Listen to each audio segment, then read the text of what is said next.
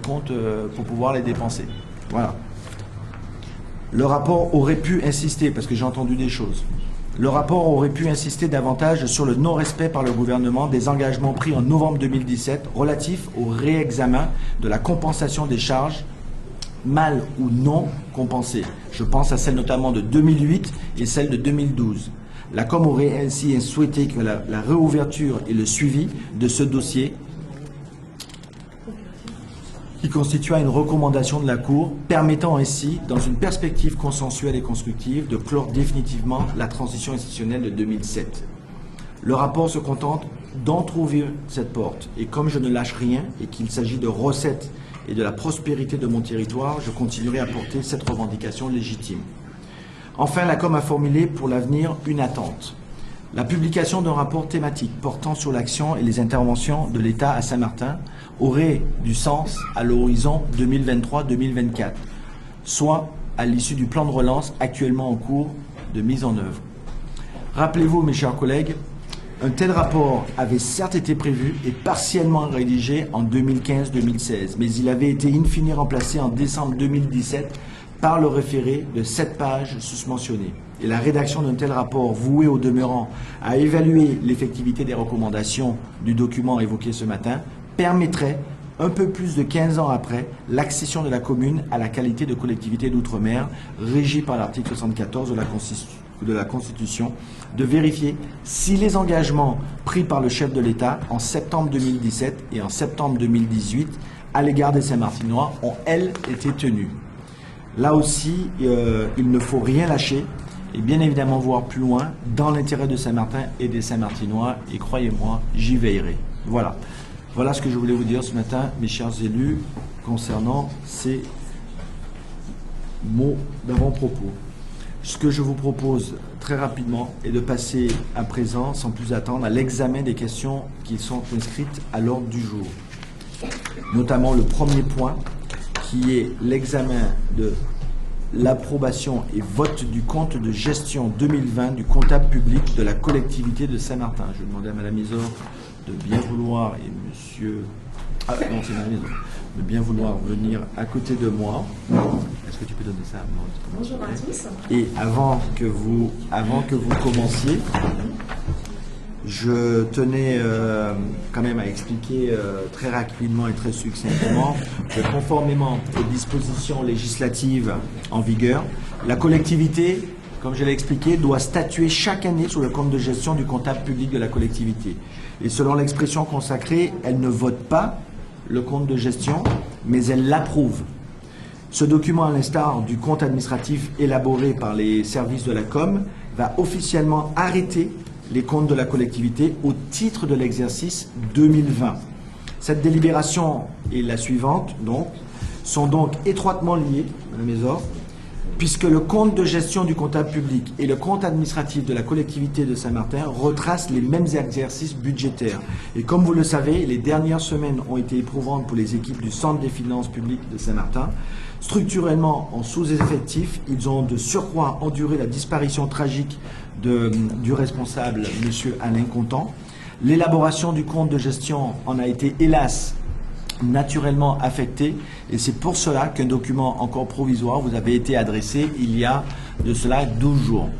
Mais grâce aux efforts entrepris par les agents, et en particulier par Mme Isor, que je remercie pour son travail, les règles et principes des finances publiques seront respectés, Mme Isor.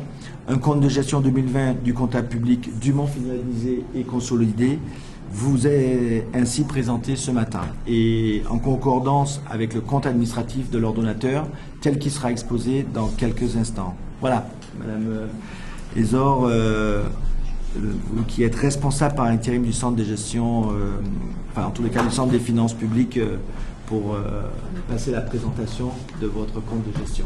Voilà, alors c'est son premier compte de gestion. Voilà, c'est mon premier. C'est pas son poste, elle est en remplacement dû à la disparition de M. Contant.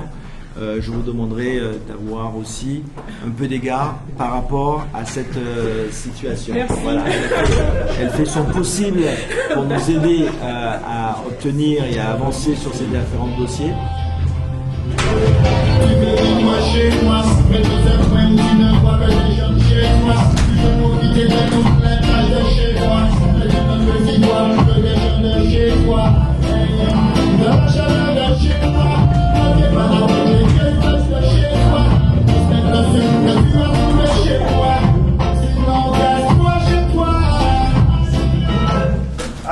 pendant que nous, Monsieur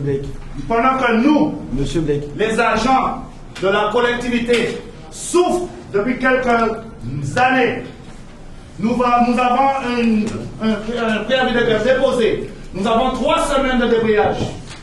Mais vous trouvez les moyens de divulguer la chose et de venir ici, tenir votre réunion.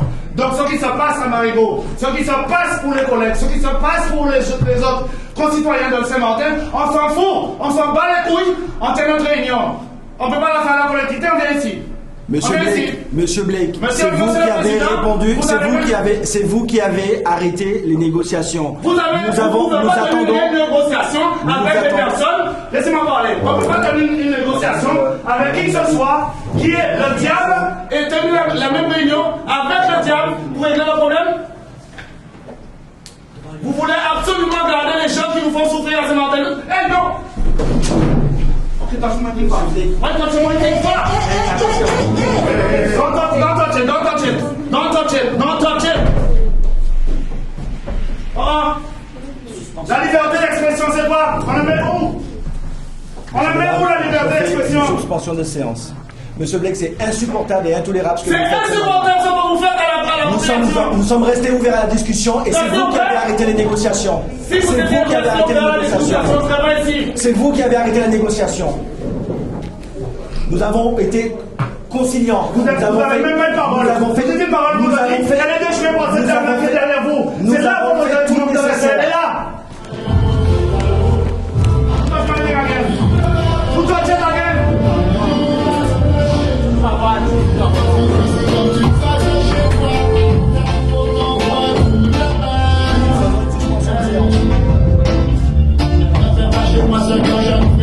C'est intolérable, monsieur Blake. C'est intolérable. C'est intolérable. Ne faites pas chez moi. Vous êtes intolérable. Je suis plus chez moi. Vous avez Chez moi. Autant que vous êtes chez vous. Est-ce que vous êtes c'est intolérable. Et vous continuez à la protéger. Vous êtes un syndicat de la DGS. Vous êtes un syndicat du diable. Nous avons fait tout ce que nous pouvons avec vous. Ouais, Et vous avez cassé les négociations.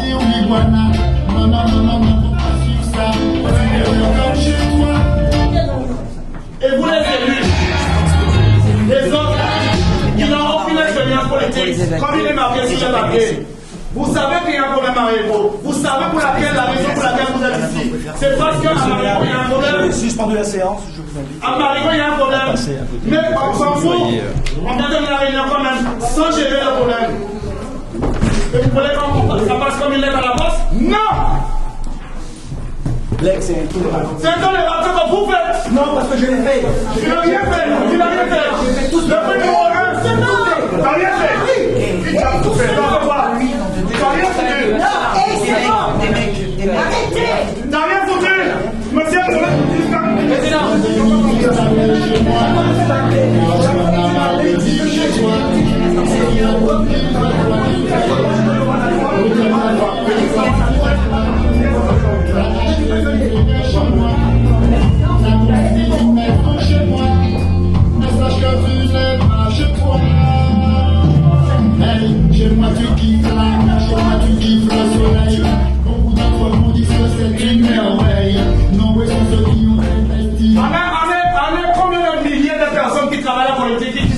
Mais monsieur le Président, il défend personne. Devant tout le monde. Ouais, c'est ça. Et moi, je défends qui?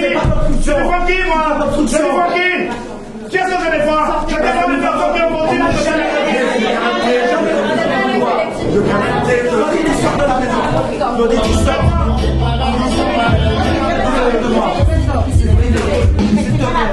voté pour Mais je veux sortir.